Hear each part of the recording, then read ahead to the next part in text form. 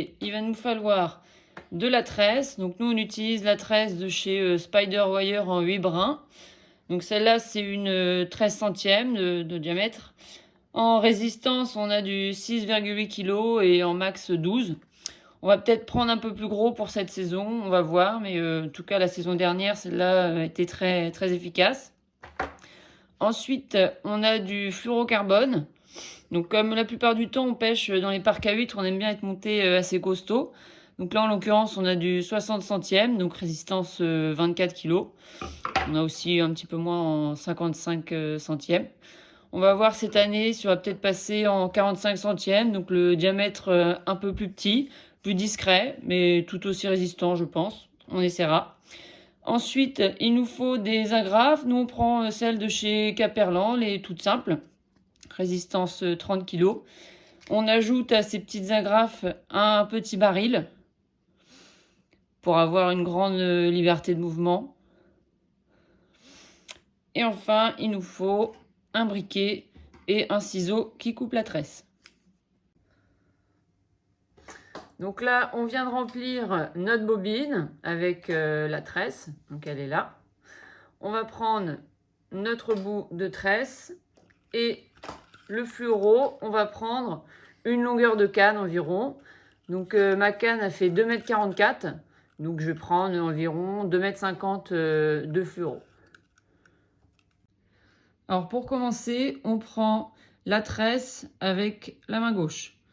On le met sur le pouce et on vient entourer 2 ou 3 fois, une quatrième, le fil.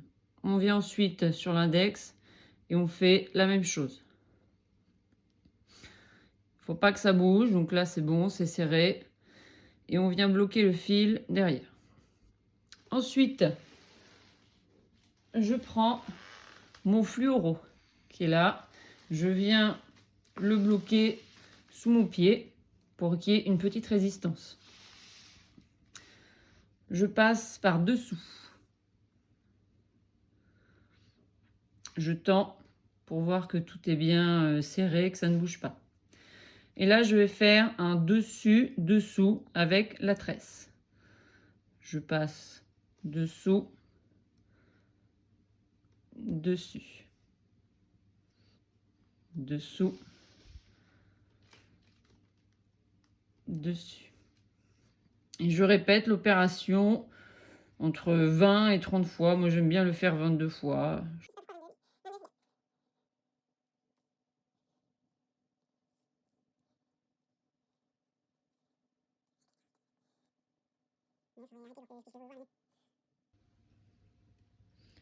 Donc là, j'ai fait mes 22 tours.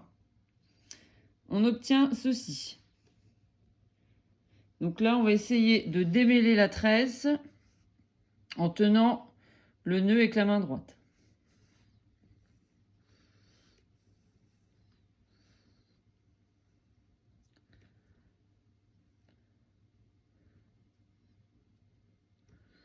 Ok, j'ai démêlé. Donc je me retrouve avec le fluoro à droite, ma tresse ici, et un excédent de tresse et un excédent de fluoro. Je prends ma ligne principale de tresse avec l'excédent de fluoro.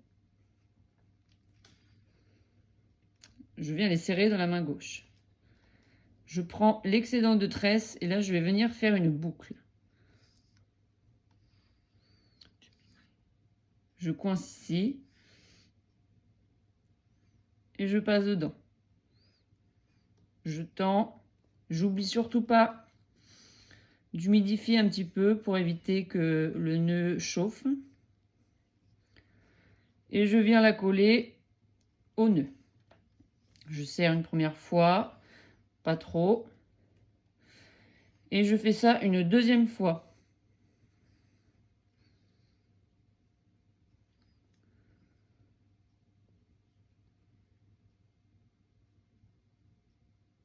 Hop. Là, je viens serrer assez fort avec le fluoro et la tresse.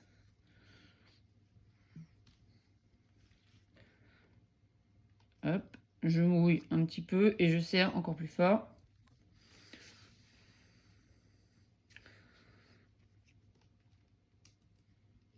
Ok, maintenant, la dernière étape pour finaliser le nœud. Je prends une nouvelle fois donc ma ligne principale de tresse avec l'excédent de fluoro. Dans l'autre main, l'excédent de tresse. Et je fais la même chose, mais cette fois-ci, je vais passer plusieurs fois dans la boucle pour revenir.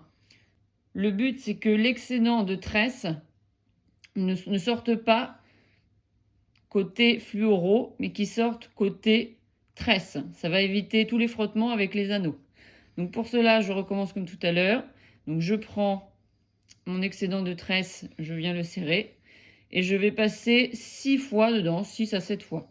Donc 1, 2, 3, 4, 5 et 6. Hop, donc j'ai ça maintenant. Donc là, je vais devoir passer ces boucles-là de l'autre côté. Donc pour cela, je fais comme ceci. Je tourne dans l'autre sens.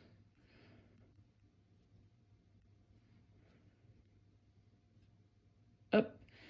Une fois que les boucles sont arrivées là, je tire très doucement. Il ne faut pas qu'il y ait de vrille entre les boucles. Et je vais essayer de venir les coller au nœud que je viens de faire au début.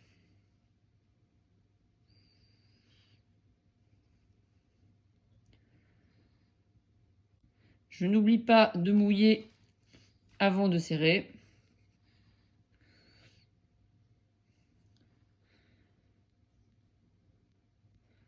Hop. Je serre.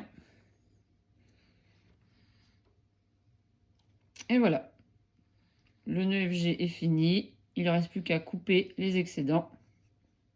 Donc vous voyez, c'est un nœud très fin, très résistant et qui passe très très bien dans les anneaux. Nous, on n'a jamais eu de souci avec ça.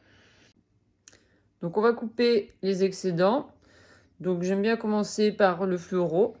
Donc pour cela, je mets tout vers le bas. Et je viens laisser environ 2 mm à peu près. Hop, je coupe. Ensuite, il ne faut pas se tromper, on prend bien l'excédent de tresse qui est ici. Et là, pareil, je vais laisser 2 ou 3 mm.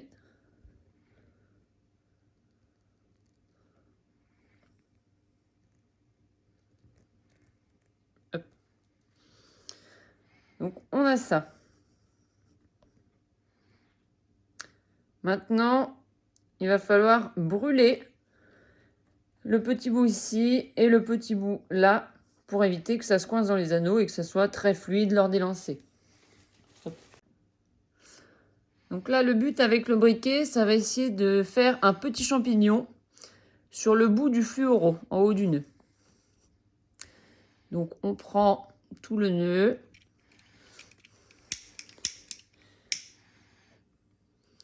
Et on vient s'approcher de façon à faire un petit champignon. Voilà, j'aime bien laisser 1 mm entre le champignon et le nœud, parce que quand on va pêcher, en action de pêche, ça va forcément serrer, ou quand on aura un poisson, le nœud va se serrer au fur et à mesure du temps. Donc là, le champignon, il est bien. On fait la même chose avec le bout de tresse.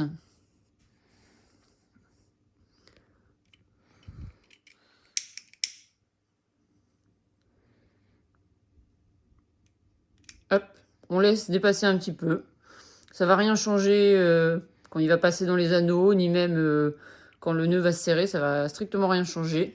C'est juste par précaution, mais on n'a jamais eu de problème dessus. Donc voilà, le nœud est fini. Donc comme vous voyez, il est très fin. Il n'y aura pas de problème quand il va passer dans les anneaux, tout sera fluide. Quand on vient brûler les excédents avec le briquet, il faut faire attention à ne pas s'approcher trop près du nœud, car ça peut brûler la tresse et du coup fragiliser le nœud.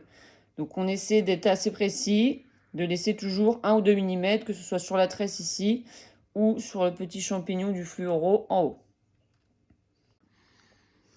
Donc maintenant, je prends mon bas de ligne en fluoro avec mon agrafe avec le petit baril.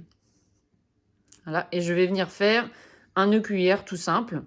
Donc comme on a un gros diamètre de fluoro, on va faire que 2 tours.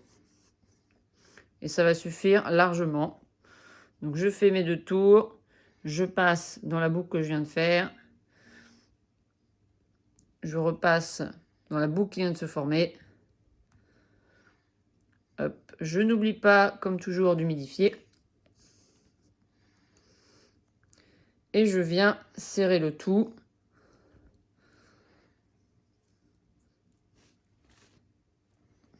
Voilà.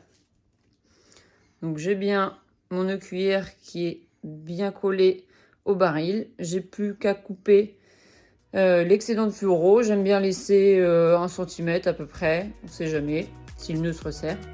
Et puis voilà.